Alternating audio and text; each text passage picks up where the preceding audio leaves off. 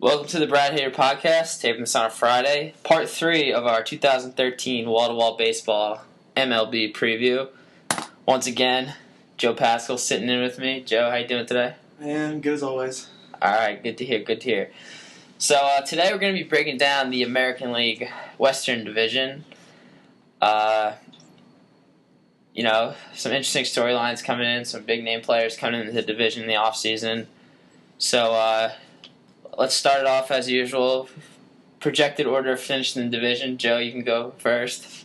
All right. Well, finishing first in the division, I think it's going to be the Angels.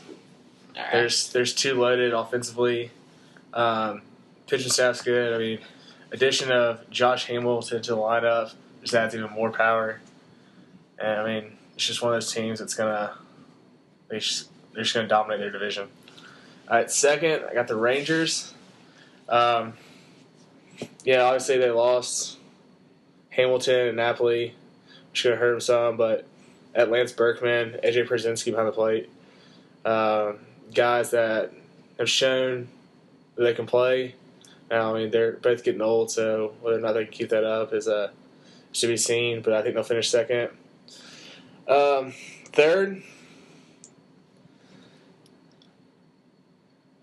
Third was a little tougher for me. It's between Oakland and Seattle.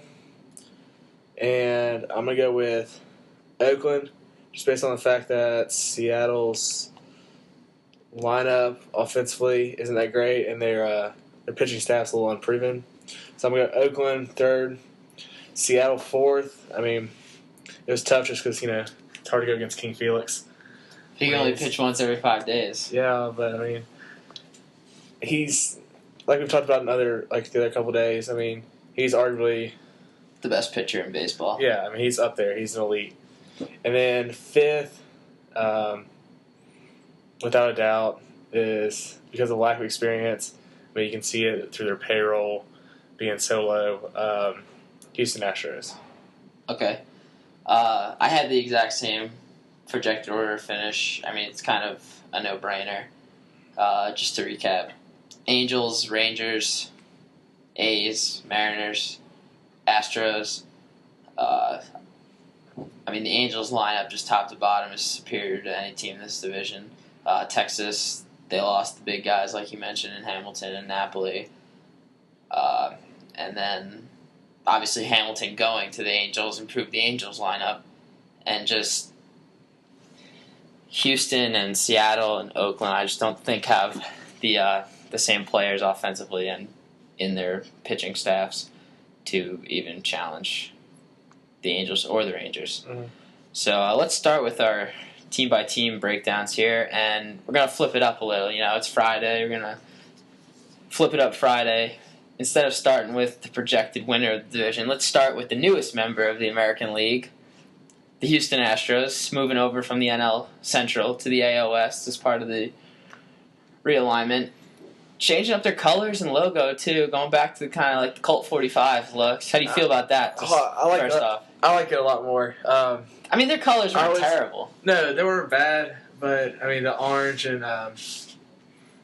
orange and navy, just a good look with the star, the H and the star. I don't know, I always loved this. Always loved the crazy colored uniforms they have with the orange and yellow. Now, are they bringing those back, too? I don't think they're bringing those back exactly, but, that'd be awesome if they did. I know a lot of people don't like those uniforms, but I was always a fan of them. And I just think that logo looks good, the H with the star. I just think it's a clean look. I don't know. But too bad that look isn't going to help them win games. Yeah, now, let's go through the lineup here, and not a lot of guys that grab your attention, but not many people outside. Not a lot of guys that are recognizable on our last name or just first name basis. Not many guys outside of Houston Astros fans are gonna know who they are. All right, so let's start off here. At catcher, Jason Castro. First base, Brett Wallace. Second base, Jose Altuve, who was their lone all-star last year. Mm-hmm. Third base, Matt Dominguez, who they acquired, I believe, last year from the Marlins in a trade. Yeah, something like that. Shortstop, Tyler Green. Left field, J.D. Martinez. Center field, Justin Maxwell. Right field, Fernando Martinez. DH, Carlos Pena, formerly of the Rays. And I believe the Cubs as well. And then their projected starting pitchers are Lucas Harrell, Bud Norris, Jordan Lyles, Phil Humber, and Jarrett Cozart. Yeah. Not many names that are big time. I don't think they're going to be selling too many jerseys in Houston this year. It's bad when your biggest name, highest profile player is Carlos Pena. Who's your DH? Yeah, who batted a solid 190 something last year. Yeah. And also, if you haven't seen this article, there's an article that came out on Yahoo. I forget who wrote it or who did kind of the research for it. But the current Astros payroll is projected to be roughly, what was it, $19, $20 million? It was right around 20. Which is currently less than 29 individual players make in Major League Baseball. Yeah. That's something, that's kind of screwy as far as balance of power is concerned. It's rough. Well, I mean, it happens when you have half your starting lineup is on first or second year Major League contracts. Making a couple $100,000. They have 4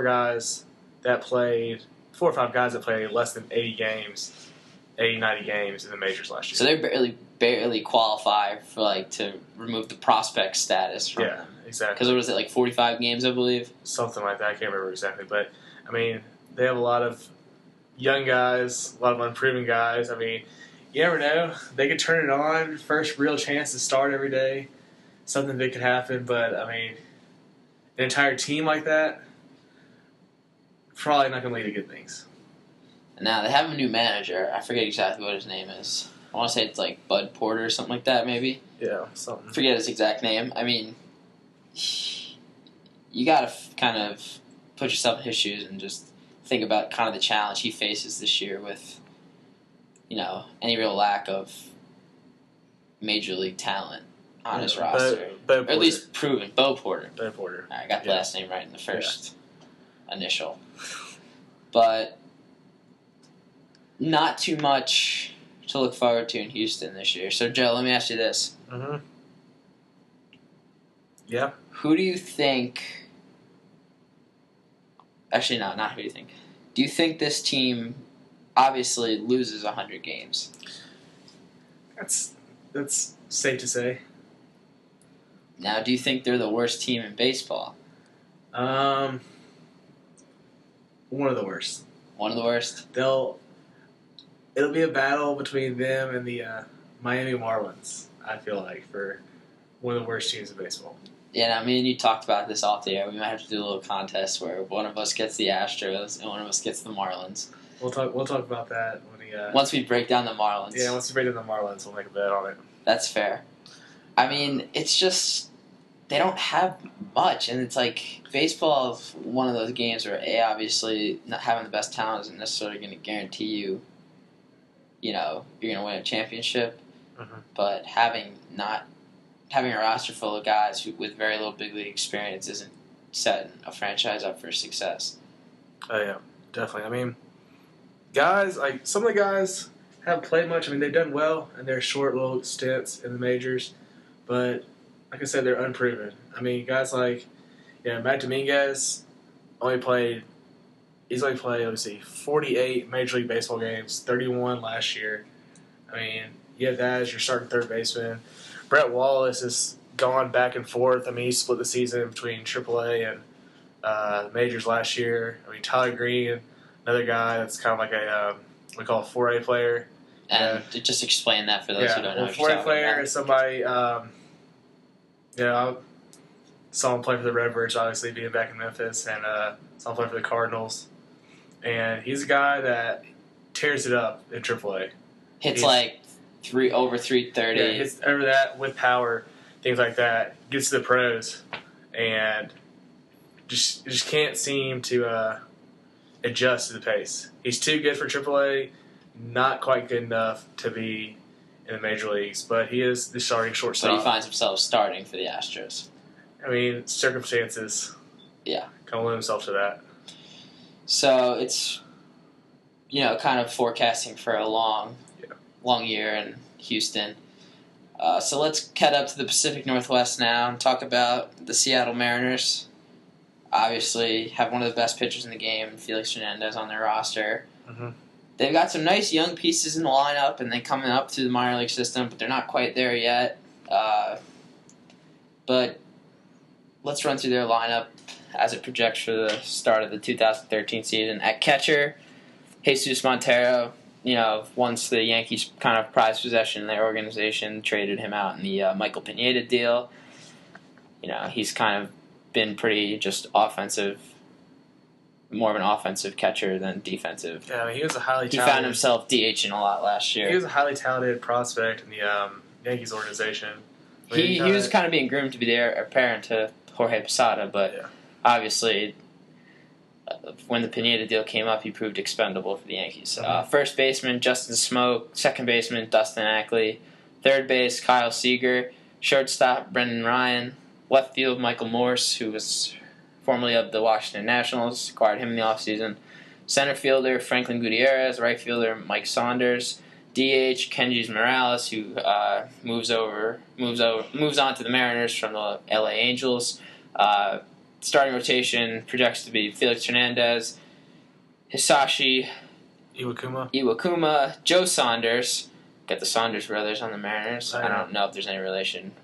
Blake Bevan and Erasmo Ramirez. Mm-hmm. So they got some guys. Dustin Ackley, Michael Morse. I just don't think they can realistically have a shot of finishing higher than third or fourth. Yeah, I mean, definitely not higher than third. I mean, I could see them finishing third. I mean, their pitching staff's kind of unproven. I mean, you got Felix Hernandez, but after that, Iwakuma did all right last year. I mean, he had a 3.16 ERA. Not terrible, but, it was his first year. You don't know if he's going to repeat like that. And my biggest issue with the Mariners is Brendan Ryan at shortstop. Because Brendan Ryan's a guy that lucky to hit over 200. He hit below 200 last year, and I mean, his glove is what allows him to stay in the major leagues, but I don't know. I just am not a big fan of having somebody that can't hit in your lineup. Yeah. Justin Smoke, not a very good hitter either at first base. Michael Morse can hit the ball a long way if he gets a hold of one, but he's not a guy that's gonna. I mean, he was more of a bottom of the order hitter in Washington. The biggest thing with the Mariners, I think, is what they got coming up the pipe, because they've got their farm system has some guys. Tawan Walker I forget. I don't even know how you say his first name. Walker and Danny Holtzen.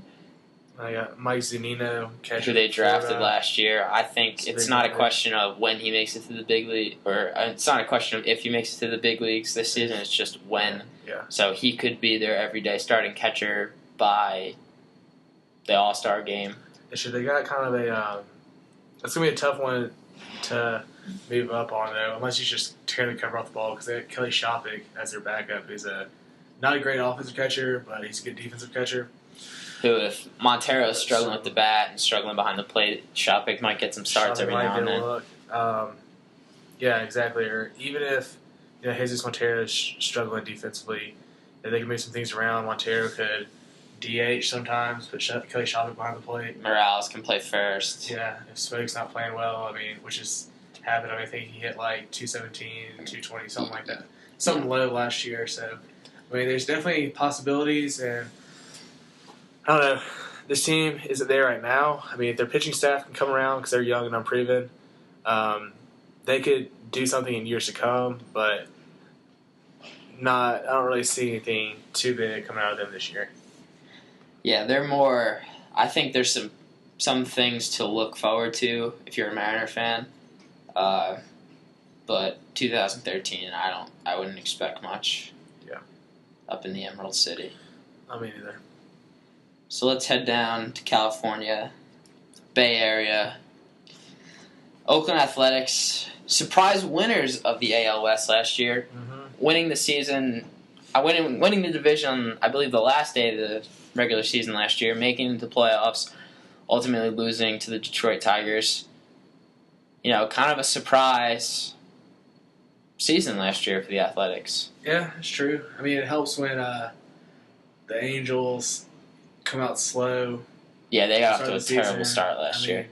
Things like that, that definitely helps to win the division. But I don't know.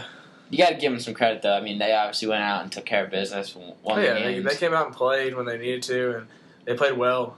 It's just with the Angels getting better, and I think the Rangers will be good this year. I just don't see them finishing first or second. Do you think they finish above 500? Possibly. Possibly? Possibly. It depends on how their pitching staff does. I'm not completely sold on them. Offensively, I mean, they should be decent, but still not that great. Yeah, Josh Reddick, their right fielder, had a good offensive year last year. Yoenis Cespedes. He did good. He had about 290 something last year. Brought him in from Cuba. Yeah. Paid a lot of money for him.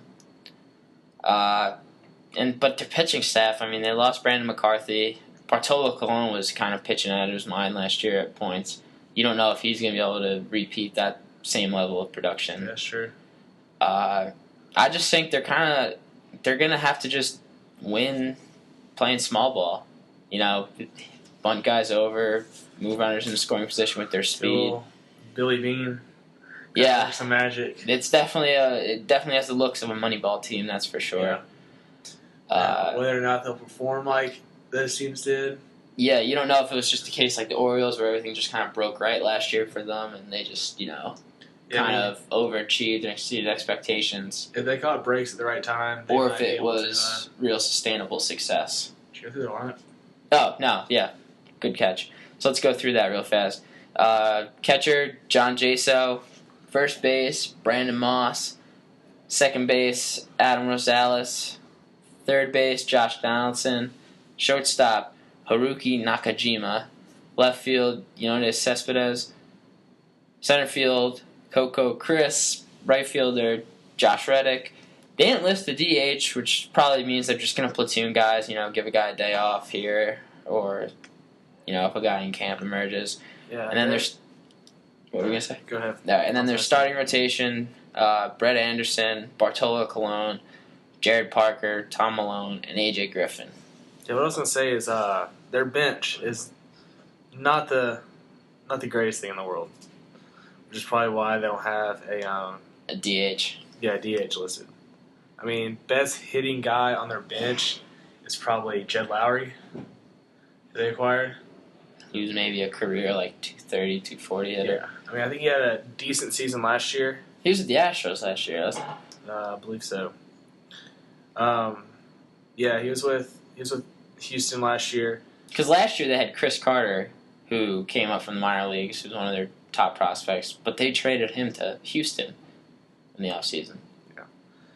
So I don't know what they're going to do as far as DH. We said, they're probably just going to platoon. Yeah, my best guess though for opening day of everybody they have, I mean, unless somebody just tears it up in spring training. I mean, Jed Lowry's the best option, I feel like. 97 games last year. He only hit 244, 16 home runs. I mean, not great, but it sure is a hell of a lot better than anybody else they have on their bench. For sure. I mean, this team, this is one of the reasons why I struggled picking them third over the Mariners, too. It's just because pitching staff, I mean, you have Bartolo Colon as your number 2. You don't know if he's going to do well. I mean, he's past his prime. It's kind of one of those things they'll talk about in a segment with the Rangers, kind of like Lance Berkman. I mean, it's guys that are, late in their career. You don't necessarily know if they're going to perform. I mean, they might have one year be really good, and the next year just, fall off the face of the earth. Bodies start to break down a little easier. Exactly. So, I'm not sold on this team, but then again, I mean, that's why I don't think they're going to make the playoffs at all anyways. I mean, there's no chance. It's just, unless Billy Bean has something up his sleeve and It's just trying to put the pieces together. Yeah. Do you think that I asked you before if you thought you thought they were going to finish above 500 or not? Better chance of them finishing above 500 or the Astros losing 100 games? Oh, Astros losing 100 games. Astros are one of the worst teams in baseball right now. Do you think the Astros break the 50-win mark? That's a tough one. So if they won 50 games, what would that be? 50 and 112. 112? That's a rough year. That's a lot of losses. Yeah. That's a lot of losses. I'm not gonna say it's gonna happen. I wouldn't be surprised if it did happen. I hope it doesn't. I want the Astros. Yeah, we don't wish well. any. We don't wish this on the Astros. Especially moving into the American League. I mean, I want them to adjust well to it, but they're going into a situation where the top couple teams in the division are solid baseball teams. A's and Mariners aren't the worst; they're not great, and then the Astros just have, like we talked about, $20 million payroll. It's hard to win games with that. Now you mentioned that we talked about it briefly, that this is the Astros' first year in the American League. This is kind of like a sidebar from the A's. We're going to get away from talking about them for a little bit. Do you like the whole kind of realignment, evening out the leagues in baseball? Because it just didn't really make sense for there to be 16 teams in one league and 14 other. I get it, the fact that now with the Astros moving over, there's going to be an interleague series going on throughout the whole year. Which I like that. Yeah, I'm a fan of that too. But you get the baseball purists that are, no, I want that just flat out hate interleague play ever since it started back in the 90s. I forget exactly when Bud Selig instituted that. But there's some guys out there that are just like, no, National League teams should play National League teams the whole season, and American League teams should play American League teams. Like, they basically should treat it like two separate baseball leagues. Yeah, I don't like that. I like having interleague play. It gives teams, kind of a break from playing the same old teams all the time. And gets them in new cities. Yeah, it gets them new cities, new experiences. It's better for baseball. You get to play guys that you don't get to play against every day. I mean, yeah, it's a good thing. And there's also rivalries like, Mets, Yankees, White Sox, Cubs, Royals, Cardinals, things like that. I mean, those teams play each other under the old system where there was only a limited window of interleague series. But now, with the expanded interleague schedule, you're going to get the big teams from the AL and the big teams from the NL going into cities that don't have the best attendance. Mm-hmm. And when when the Yankees come into Houston, they're going to sell a lot of tickets. Yeah. And that's going to help the ball club. Yeah. And it's better for baseball. It helps, yeah. Especially it's like in the NBA. When the Heat, go out west and they go to, Sacramento, they got a lot of people in the seats those nights. Yeah. And vice versa, when the Lakers come east to Charlotte, there's a lot of people in the stands. Yeah, people want to see the star players play. It doesn't matter, if they're NL, AL, whatever it is. I mean, there's also, if the Angels go play, let's say, in Atlanta, I mean, people are going to show up to that game because they want to see Josh Hamilton, they want to see Albert Pujols, they want to see Mike Trout. I mean, They want to see those star guys playing those games. It doesn't really matter, if their team's good. I mean, it'll sell tickets just because the star players that are coming in. And all the people that, you'll find Yankee fans all over the place. You'll find Red Sox fans all over the place. Yeah. Cubs fans, Cardinals fans, because these people who grow up in the markets rooting for these teams, they get displaced, whether it be, they go to college somewhere else, or their job takes them somewhere, or, they just move.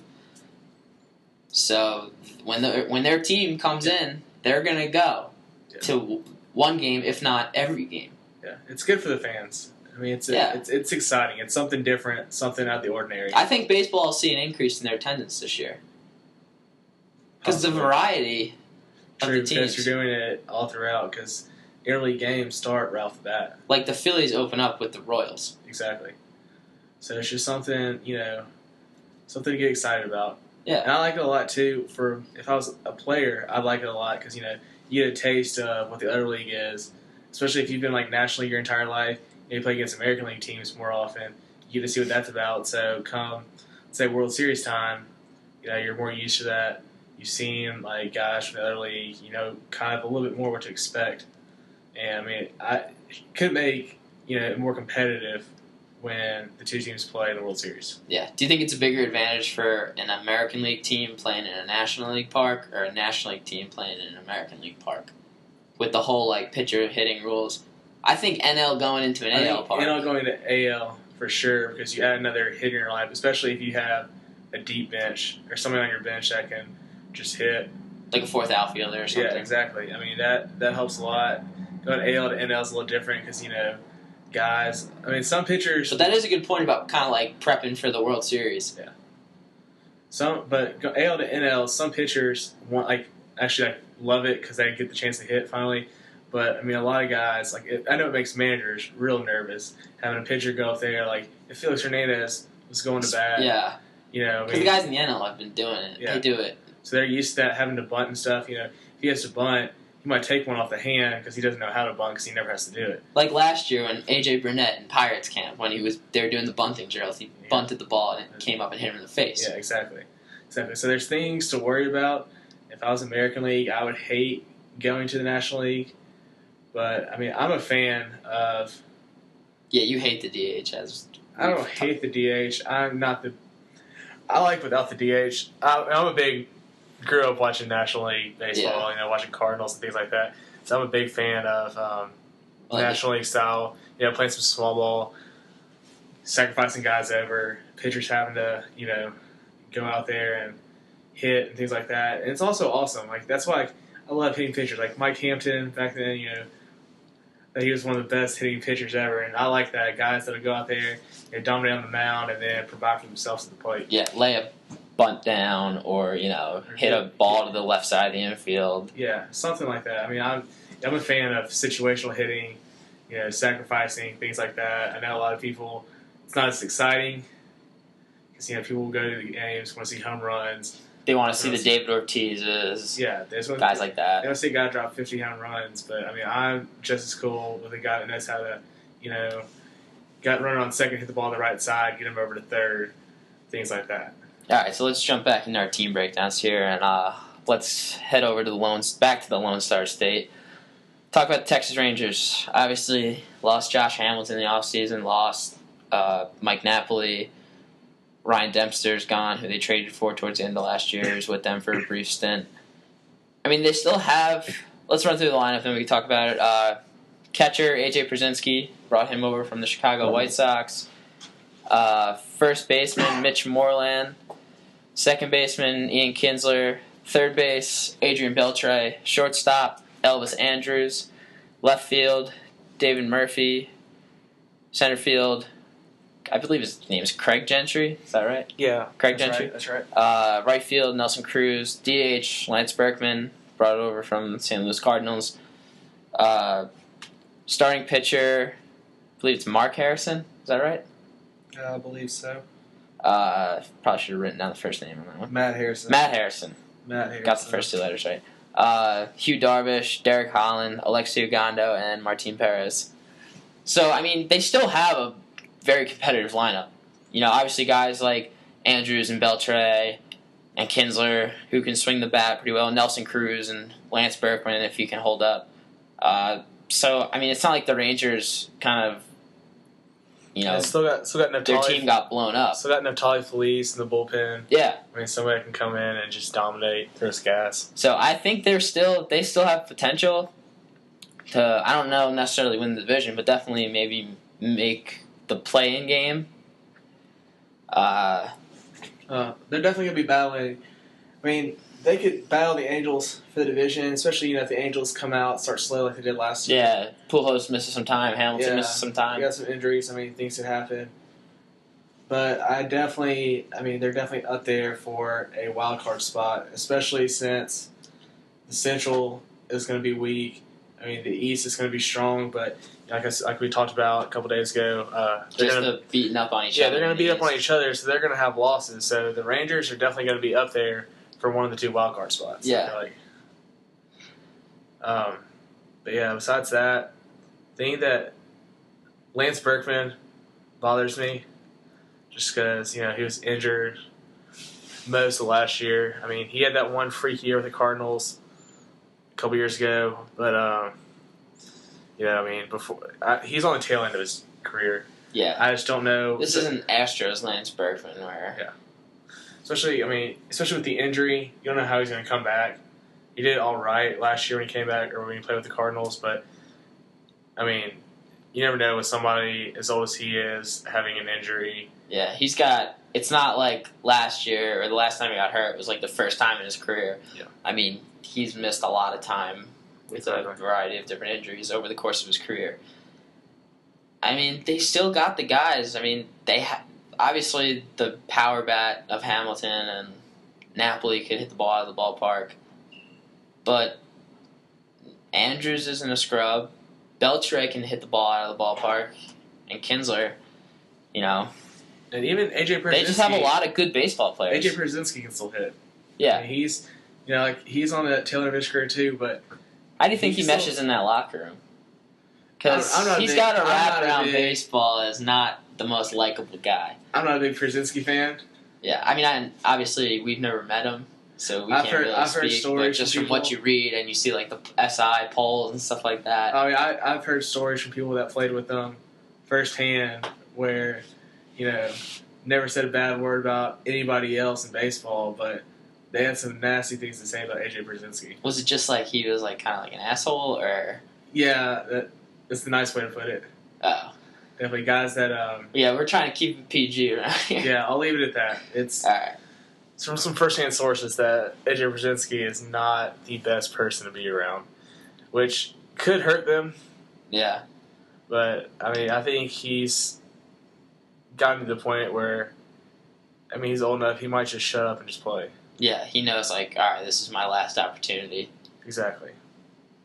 Yeah, so Rangers, they made the playing game last year. Do you think that's kind of like, that's a realistic expectation for them this year? Yeah, definitely. Definitely. As long as, like I said, it's going to any team, but as long as they stay healthy, play like they're supposed to, they should make the playing game.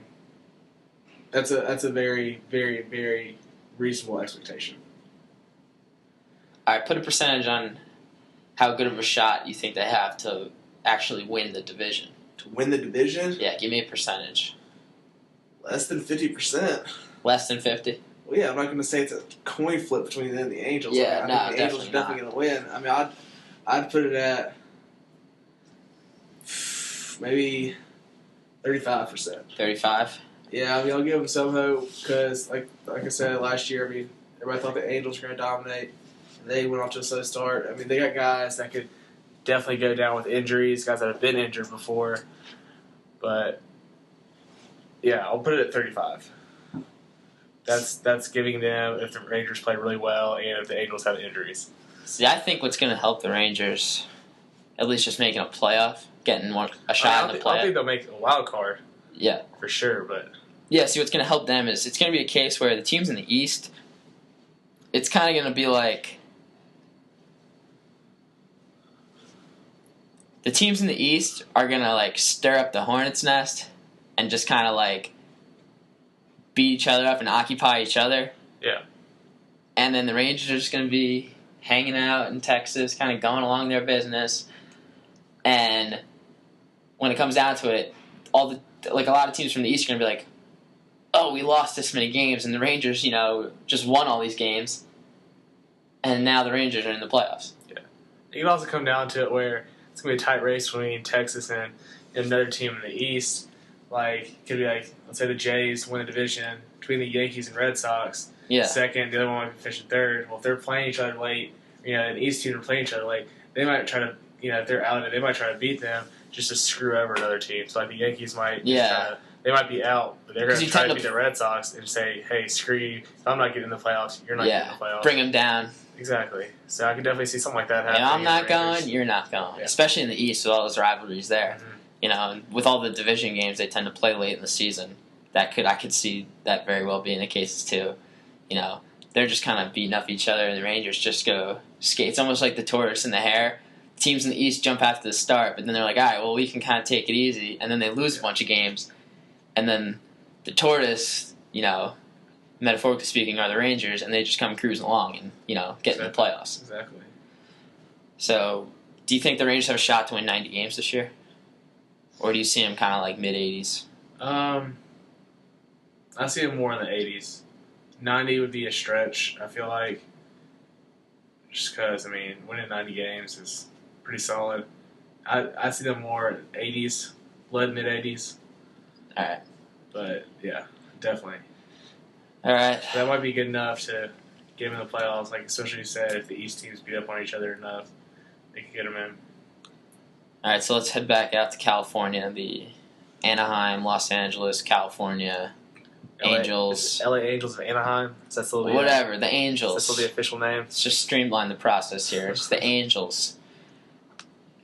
Once again, Artie Moreno, their owner, writing the checks in the offseason. Lots of checks. Yeah. Yeah, he's spending the dollars. He's got some George Steinbrenner-esque tendencies as of late. He's like, I want this guy. I don't care what you got to pay him. Write the check. We'll worry about the cost later. It pays off. You look at their lineup, and it's heavy hitters. This is a voice-only show, but I have the lineups written down for the teams in front of me, and the Angels are the only ones of the lineups where I just have the last names written down for every guy because I know who they are. Yeah, exactly. It's one of those lineups where you look at it, and the casual fan will be able to pick out, I was struggling to write down off the top of my head, maybe one or two guys in the Astros lineup. I basically just went down the Angels lineup off the top of my head. Yeah. Sorry. All right, so let's read it off here. Catching, Chris Iannetta. First base, Albert Pujols, obviously, who they signed to that huge deal last offseason. Second base, Howie Kendrick. Third base, how do you say his first name exactly? Something Callaspo? Alberto Callaspo. Ain't that hard, man. Shortstop, Eric Ibar. Left field, defending Rookie of the Year in the American League, Mike Trout. Center field, Peter Bourjos. Right field, Josh Hamilton, their prize signing of the offseason. Starting pitching, Jarrett Weaver, C.J. Wilson, Jason Vargas, Tommy Hanson, who they traded for from the Atlanta Braves. And their fifth starter is going to be the Hedgehog, Joey Blanton, signing him from the Dodgers, formerly of the Phillies. And then DH, they got Mark Trumbo. Yeah, another big addition they got this year was closer Ryan Madsen. Yeah. Who missed a lot of time last year with the injury. He signed that big deal with the Reds, and he got hurt. But if he's on, he's going to be dangerous. Yeah. Obviously, they lost some guys last offseason, or during the offseason. Dan Herron, Zach Greinke, Urban Santana, Torrey Hunter. But they're not hurting. No, not at all. Not at all. They got speed. They got guys who can knock the ball out of the ballpark. They're setting up for something special out there in Anaheim. Their middle of the lineup is going to be one of the most dangerous, maybe them and the Braves. They're 3, 4, 5. 3, 4, 5, 6. It's probably going to be. It's probably going to be Hamilton, some combination of Hamilton, Pujols, and Trumbo. Yeah. 3 guys who can easily all hit 30 home runs. And then you got Trout in there, probably, 2-0? I think they're still going to leave him at leadoff. Maybe. We'll see. But Peter Bourjos, he's got some unreal speed. So between him and Trout, they're going to be running a lot, I think. Yeah. With the boppers they got behind them. So, the Angels, do you think they have a realistic shot of winning 100 games this year? Obviously they lost some starting pitching, but their rotation still isn't terrible. Their rotation is above average, and their offense is way above average. Yeah, way above average. They, like I was saying, they have their middle of their lineup is only team that can compete with that. Maybe is going to be the Atlanta Braves for power wise. Yeah, they're going to crush the ball as long as they stay healthy. And like I said, don't go with that slow start at the beginning. They have a chance to just rip the cover off the ball all the way through. And, I mean, I don't – even their pitching struggles, I mean, I see them being able to outscore some teams. Now, it's like me and you were talking about this earlier today. It's like the Angels have a great situation because they're projecting to have Hamilton in right field and Pujols at first. And Mark Trumbo, who they currently list as their DH, was projected to be their first baseman until they signed out with Pujols, and then they moved Trumbo to right field. But now they have Hamilton. They're like, all right, well, we just DH Trumbo.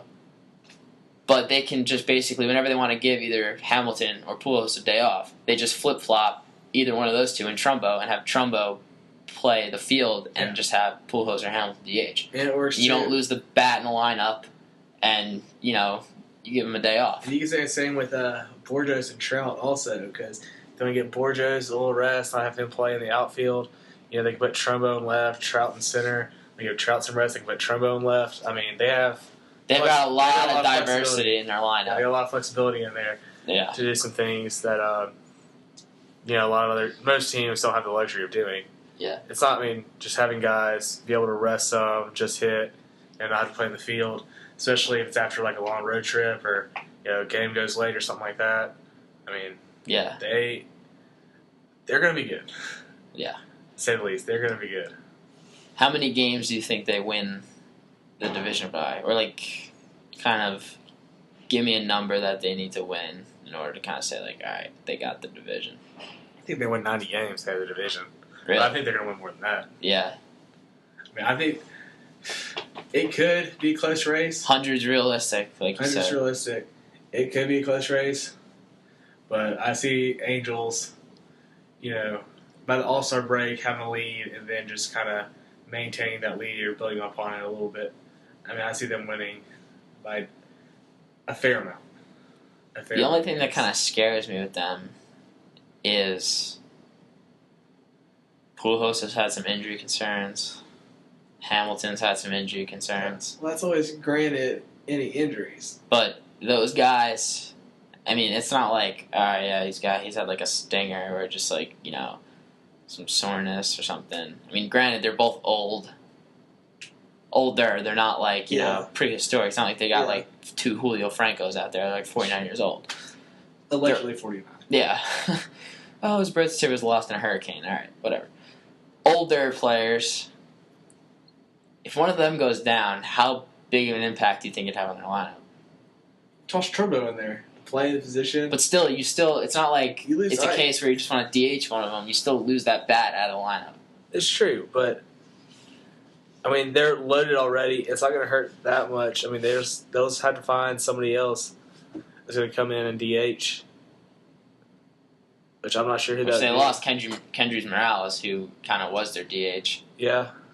I think, obviously, anytime you lose a big bat, it hurts, but they are deep enough to where they could sustain it for, let's say Pujols has to go on the DL for 15 days or misses a month.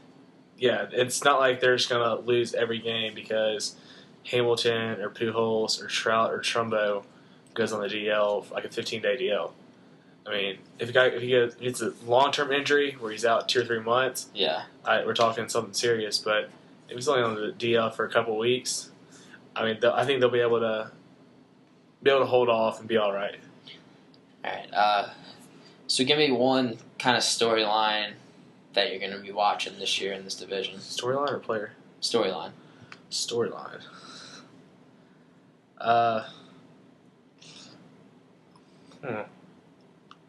I'll go with I say this about everyone, the health, but how the older guys in the division are going to hold up guys that are injured, guys like Pujols, Hamilton, Lance Berkman.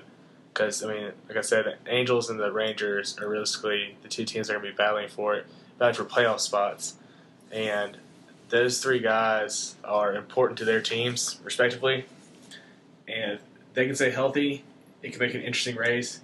It can make an interesting division race, an interesting wild card race. And, that's better for baseball. Yeah.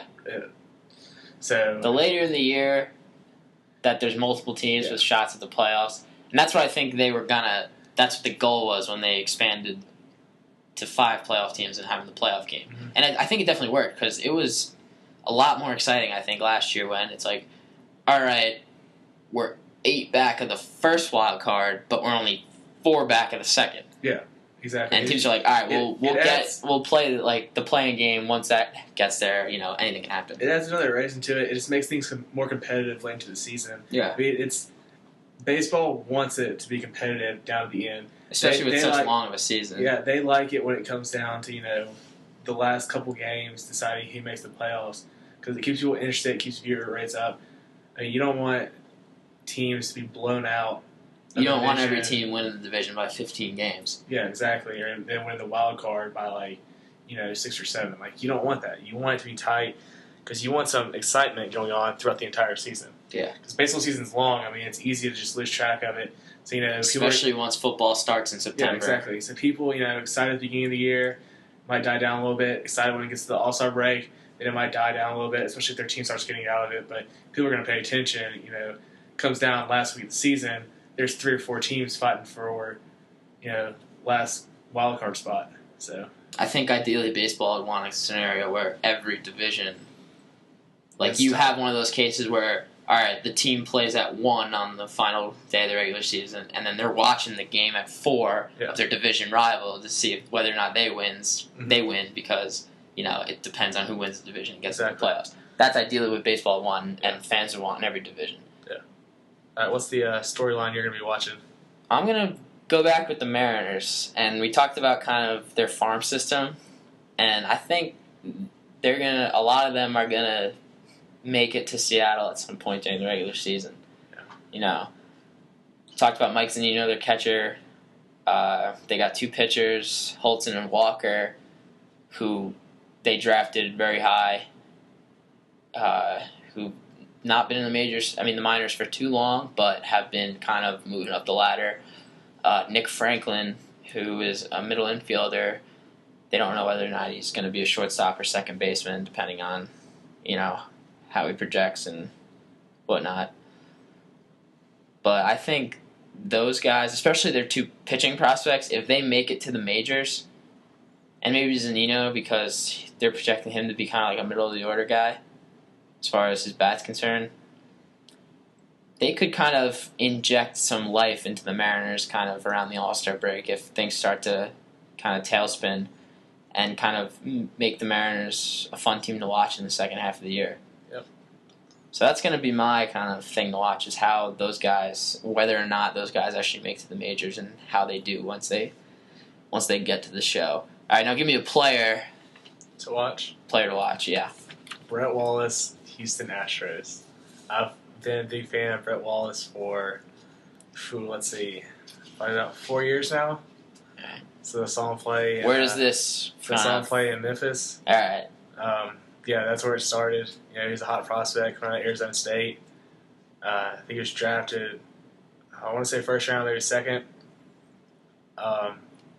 He split time last year between majors and AAA, but hit over 300 in AAA, hit mid to high 200s in the majors. He's a guy that has some power. I'm glad they moved over to first base. He came up as a third baseman, struggled a little bit with his glove, but I think first base is a good spot for him. And it's just somebody that could definitely, it's not going to help his team that much. The rest of the team around him is bad, but he's a guy that's going to surprise some people and, could be, if he plays well, could possibly get traded near the deadline to somebody that needs like a power hitting, DH corner infielder.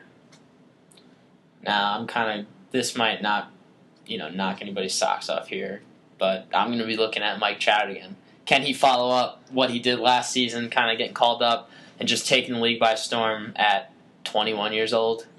Yeah. That's what was so surreal about it. It's like, this kid's as old as me and you, and he's dominating the big leagues. It's pretty insane. So whether or not he can do that, the articles have come out from spring training. It's like, oh, he's put on 10 pounds. But it's like, he's going to lose 10 pounds. And 10 pounds, he can take off 10 pounds in like a couple of weeks. It's not going to affect his athleticism or speed. Like we were talking about earlier, you see guys, it's fitting because the combine was just recently, you see guys all the time that are 240 pounds, 250 pounds, running like 4.5s and being some of the most athletic people. Yeah. There's a lot of NFL backs that are 230, 240 pounds and can still run. Exactly. So him being 240, I mean, playing throughout the season, he'll probably lose some. Probably get back down to 230. Yeah. I mean, the kid has natural athleticism, just raw talent. Yeah. It's not going to affect him at all. I don't think too many Angels fans will be worried whether or not he's 240 pounds hitting 320 or 230 pounds hitting 320. Yeah, exactly. And stealing 30 bases and it's not like catching every somebody ball. like Mo Vaughn who came in 20 pounds over what he should be at and things like that. Like that's a difference because he was already a big boy putting on weight like that. But for him, and you don't know if it's just straight like bulk, like he was he's 21 years old. Too many trips to McDonald's in the off season, or if it's just like muscle. Yeah, I mean, I don't think it's anything to worry about. Yeah, it's hot now in Arizona, and he'll burn it off. He'll be fine. So, just to recap, projected order of finish that we're thinking in the American League West is 1, the Angels, 2, Rangers, 3, Athletics, 4, Mariners, and 5, Houston Astros. That's correct. It's about wraps it up for the American League West preview. And Joe has one final thing to say. One more thing.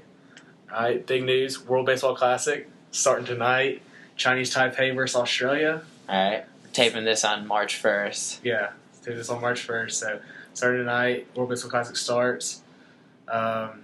Who do you think's winning the baseball classic? Haven't the 2 Asian countries won it? Yeah, I'm gonna go with.